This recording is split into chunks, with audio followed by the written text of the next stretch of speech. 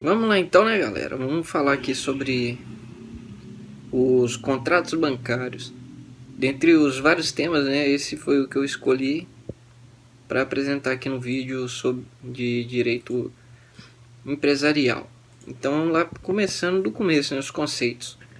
Os contratos bancários, eles são contratos que necessitam, né, necessariamente uma das partes é a instituição financeira, ou seja, essa é a função econômica.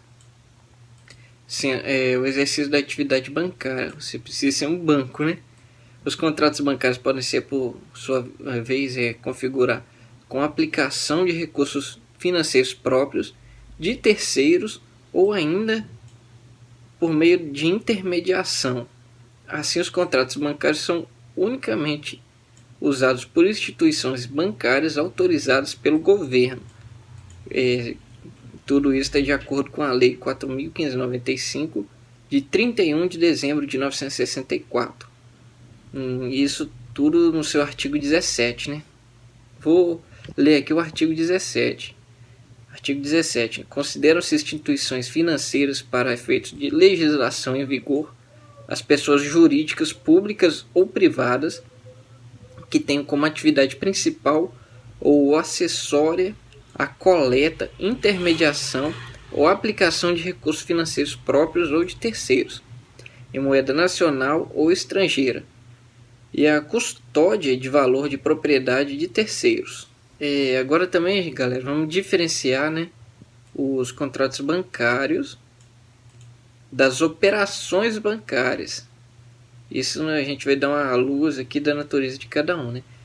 As operações bancárias têm maior abrangência do que o contrato, pois não só tem atividade registrada em contrato, né? As operações bancárias dinamizam, deixam mais fácil, né, os atos financeiros, desburocratizando, né, o movimento bancário, pois a demora e os custos para celebrar um contrato novo, né, para fazer cada operação, né, qualquer saque ou emissão de cheque, tornaria assim, a relação bancária inviável, tanto para o banco como para o cliente.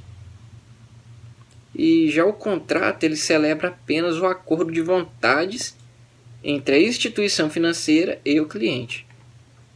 As operações bancárias, compreendendo os serviços que o banco coloca à disposição de seus clientes, podem ser divididas em duas categorias. Temos as típicas, né, que são as relacionadas à atividade bancária definidas em lei, podendo as operações ser consideradas passivas quando há captação de recursos pelo banco, onde se coloca na posição de vendedor, ou ativas quando ele fornece os recursos monetários e assim se coloca à disposição do credor. Essas aí são as típicas, né? Agora nós também podemos ter as operações atípicas, que estão relacionadas às atividades correlatadas, as quais não estão definidas em lei e podem ser exercidas por qualquer sociedade empresária, como o recebimento de contas, a guarda de bens não monetários e por aí. Quanto aos contratos agora, eles se destacam, né, o depósito bancário, o mútuo bancário, o desconto bancário, a fiança, o fomento mercantil, que é o factoring, o câmbio, e esses aí são os mais relevantes. Agora eu vou explicar sobre cada um deles. No depósito bancário, o banco é o sujeito passivo da obrigação, onde a outra parte, o cliente no caso, figura como depositante. Assim, o depósito bancário é o contrato através do qual o depositante entrega dinheiro ao banco, o qual o banco, né, vai ser obrigado a restituir o cliente quando ele solicitar.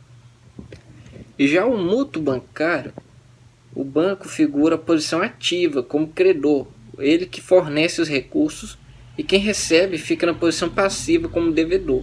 O mútuo bancário é o contrato através do qual o banco empresta a certa quantia, né, de dinheiro ao cliente, e o cliente se obriga a pagá-lo num determinado prazo, acrescido dos encargos remuneratórios contratados, ou seja, empréstimo.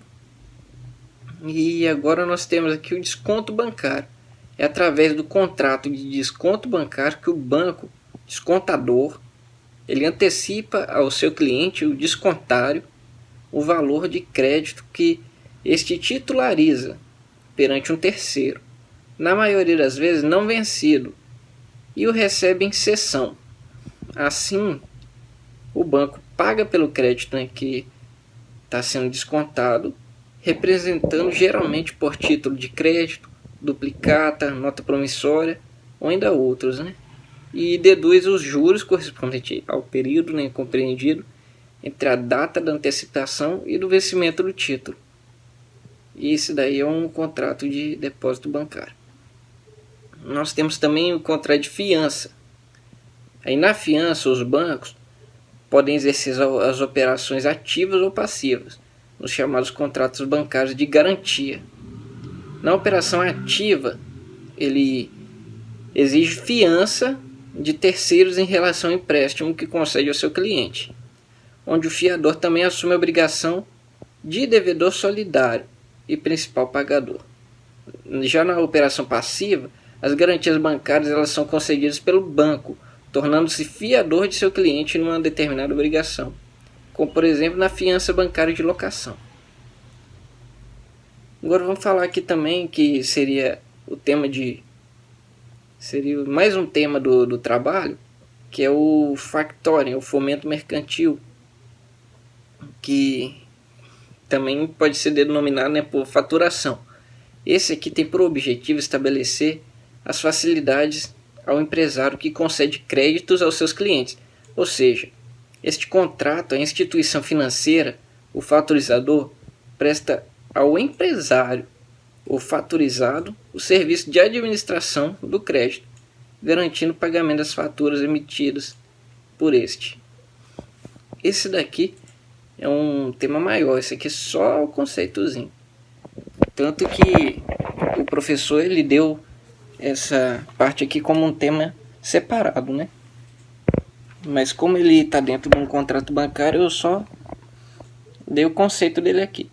Agora vamos falar sobre as principais características, né, dos contratos, que estão entre elas aqui: a comutatividade, a adesividade, e tem que ser contratos formais. Logo, né, essas aqui são as principais: a comutatividade, a adesividade e a formalidade. Aí nós temos também muitas outras características aqui, né? Como o sigilo, ele tem que ser um instrumento de crédito, tem que submeter a um sistema rígido de contabilidade, tem complexidade estrutural, tem caráter profissional e comercial, e é da massa, né? E pode receber interpretação específica.